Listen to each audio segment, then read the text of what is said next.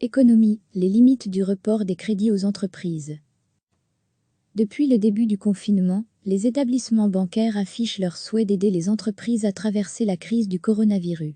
Au dernier des comptes, les banques avaient accordé aux professionnels 96 000 reports de crédit pour 14 milliards d'euros.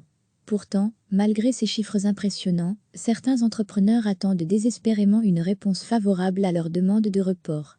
Avoir un conseiller en ligne est impensable, et les délais de réponse par mail sont longs. Cette perte de temps considérable fait courir beaucoup de risques à certaines activités. Nous nous sommes d'abord rendus à Oupey, dans une petite entreprise très récente. Dans ce garage depuis février dernier, on dépanne, on entretient ou on revend des voitures d'occasion. René Delmotte y a mis toutes ses économies. Mais le 18 mars dernier, le confinement lui impose de fermer. Son atelier se vide, tout comme son compte en banque. Je m'attendais à ce qu'on gèle mes crédits investissements, et à tout le moins, les intérêts négatifs. Mais malgré ce qu'on nous a promis, rien n'a été fait, et tout a été prélevé. René a un crédit d'investissement pour des voitures de remplacement, et un autre pour une dépanneuse, ce qui lui fait un total de 1 300 € à rembourser chaque mois. Quand il a fait sa demande de report des remboursements, son conseiller ne lui a fourni qu'une réponse très évasive. La banque travaille à trouver une solution pour aider les indépendants, mais au moment où je vous réponds, nous n'avons pas encore reçu d'instruction, qui ne saurait tarder à arriver. 4 semaines après cet échange, rien n'a vraiment évolué.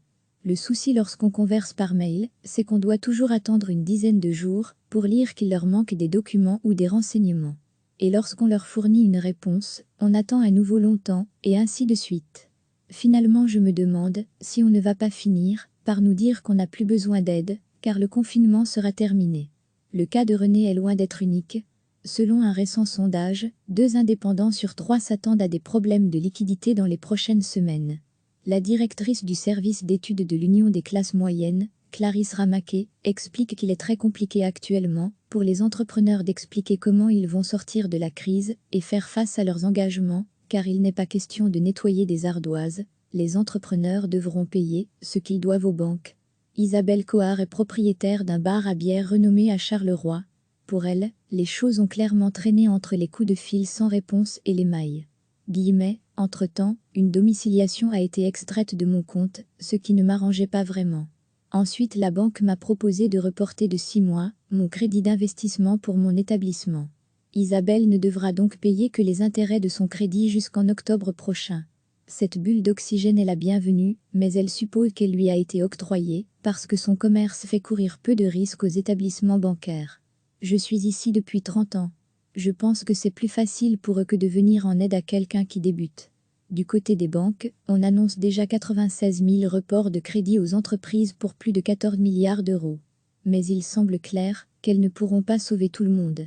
Pour Rodolphe de Pierrepont, le porte-parole de Feubelfin, la Fédération des institutions financières belges, il y aura probablement de la casse, et particulièrement pour les entreprises qui étaient déjà en difficulté avant la crise. Pour l'instant, le gel des faillites causées par cette crise court jusqu'au 17 mai. Mais après cette date, les banques ne manqueront pas de présenter l'ardoise. On saura alors quelles sont les premières victimes économiques du confinement. Recevez chaque matin l'essentiel de l'actualité. Depuis le début du confinement, les établissements bancaires affichent leur souhait d'aider les entreprises à traverser la crise du coronavirus. Au dernier des comptes, les banques avaient accordé aux professionnels 96 000 reports de crédit pour 14 milliards d'euros. Pourtant, malgré ces chiffres impressionnants, certains entrepreneurs attendent désespérément une réponse favorable à leur demande de report. Avoir un conseiller en ligne est impensable, et les délais de réponse par mail sont longs. Cette perte de temps considérable fait courir beaucoup de risques à certaines activités. Nous nous sommes d'abord rendus à Oupey, dans une petite entreprise très récente. Dans ce garage depuis février dernier, on dépanne, on entretient ou on revend des voitures d'occasion. René Delmotte y a mis toutes ses économies. Mais le 18 mars dernier, le confinement lui impose de fermer. Son atelier se vide, tout comme son compte en banque. Je m'attendais à ce qu'on gèle mes crédits investissements, et à tout le moins, les intérêts négatifs. Mais malgré ce qu'on nous a promis, rien n'a été fait, et tout a été prélevé. René a un crédit d'investissement pour des voitures de remplacement, et un autre pour une dépanneuse, ce qui lui fait un total de 1 300 € à rembourser chaque mois. Quand il a fait sa demande de report des remboursements, son conseiller ne lui a fourni qu'une réponse très évasive. La banque travaille à trouver une solution pour aider les indépendants, mais au moment où je vous réponds, nous n'avons pas encore reçu d'instructions qui ne sauraient tarder à arriver. 4 semaines après cet échange, rien n'a vraiment évolué. Le souci lorsqu'on converse par mail, c'est qu'on doit toujours attendre une dizaine de jours pour lire qu'il leur manque des documents ou des renseignements. Et lorsqu'on leur fournit une réponse, on attend à nouveau longtemps, et ainsi de suite.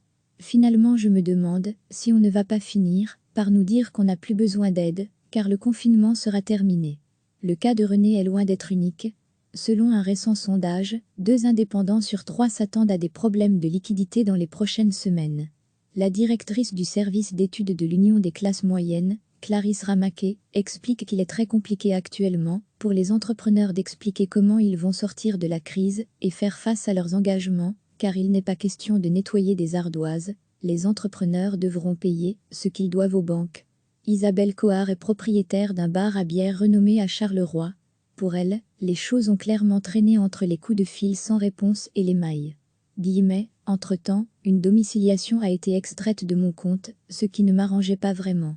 Ensuite, la banque m'a proposé de reporter de 6 mois mon crédit d'investissement pour mon établissement. Isabelle ne devra donc payer que les intérêts de son crédit jusqu'en octobre prochain. Cette bulle d'oxygène est la bienvenue, mais elle suppose qu'elle lui a été octroyée parce que son commerce fait courir peu de risques aux établissements bancaires. Je suis ici depuis 30 ans. Je pense que c'est plus facile pour eux que de venir en aide à quelqu'un qui débute. Du côté des banques, on annonce déjà 96 000 reports de crédit aux entreprises pour plus de 14 milliards d'euros. Mais il semble clair qu'elles ne pourront pas sauver tout le monde. Pour Rodolphe de Pierrepont, le porte-parole de Feu Belfin, la Fédération des institutions financières belges, il y aura probablement de la casse, et particulièrement pour les entreprises qui étaient déjà en difficulté avant la crise. Pour l'instant, le gel des faillites causées par cette crise court jusqu'au 17 mai. Mais après cette date, les banques ne manqueront pas de présenter l'ardoise. On saura alors quelles sont les premières victimes économiques du confinement. Cliquez sur s'abonner pour recevoir les dernières nouvelles.